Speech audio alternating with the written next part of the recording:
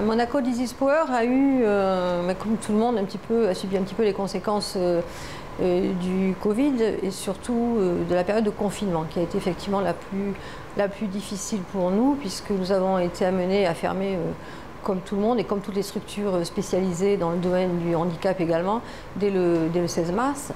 Ce qui a nécessité en fait de prendre un certain nombre de mesures par rapport aux familles qui se sont retrouvées sans aucune prise en charge possible, que ce soit de la part des services administratifs, et je parle en part des services administratifs, des structures spécialisées, instituts, établissements qui accueillent les personnes avec handicap, et nous-mêmes puisque nous ne pouvions plus les accueillir. Donc on était un peu sur une situation, on avait encore plus de demandes qu'en temps normal et on ne pouvait pas les satisfaire puisque nous étions tous dans une obligation légale de fermeture.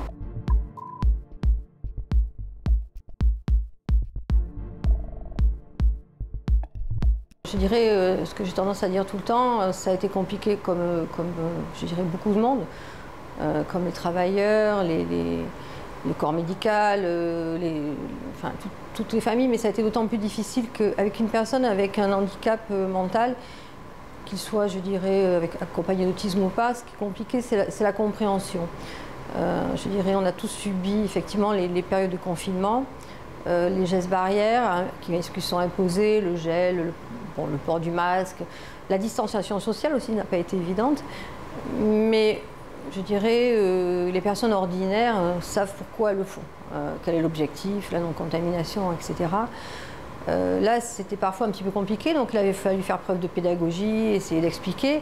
Et puis, lorsque la compréhension n'était pas possible, parce que dans certains cas, il n'est pas possible de faire comprendre pourquoi, il a fallu faire de la pédagogie et surtout, comment dirais-je, apprendre l'acceptation, c'est-à-dire accepter de porter un masque. Ça, c'était la période la plus difficile, peut-être le point le plus compliqué, mais je dirais qu'ils ont tous été formidables parce que quand on les voit vraiment, c'est devenu pratiquement un geste quotidien et naturel. Et ça s'est très bien passé. Alors le plus touchant, c'était la partie distanciation parce que ce sont des jeunes qui sont dans la spontanéité, dans l'affection et quand ils vous voient arriver et s'ils aiment quelqu'un, ils ont envie de le prendre dans les bras et de l'embrasser. Donc on était obligé de dire bon non, c'est pas possible. Mais globalement, alors pour les jeunes, ça s'est bien passé sur ces aspects-là.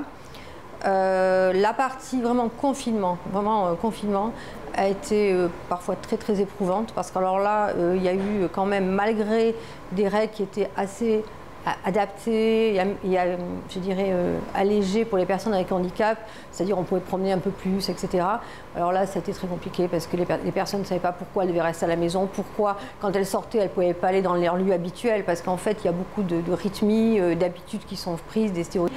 Et quand on sort dans la rue, c'est pas juste pour faire un tour dans le quartier, c'est pour aller ou dans un restaurant ou dans un, je sais pas, jouer au tennis ou à la piscine notamment, des choses qu'ils font dans leur quotidien. Et ça a été assez compliqué à faire comprendre. Et puis ça s'est traduit par des choses un peu, enfin des comportements un peu difficiles. Quelquefois, il y a eu un peu de violence, un peu de colère. Il y a eu des enfants qui ont été un petit peu agressifs, je dirais, mais pour exprimer leur douleur vis-à-vis de leurs parents. Bon, ça a été difficile.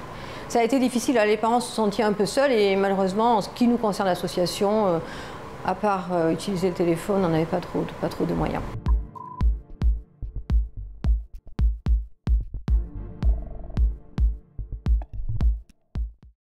C'était un très beau gala. Ça a été effectivement, vraiment la générosité des gens et la réception qu'on en a eue, le retour après cette année difficile, ça a été formidable effectivement. Et cette somme va nous permettre d'une part de continuer sur notre mode de fonctionnement, c'est-à-dire aider au financement de notre centre aéré qui est sur Monaco, aider au financement du fonctionnement de la maison d'Amélie, de la maison des copains qui est sur Anote. Et puis commencer à mettre les premières pierres sur nos futurs projets à venir.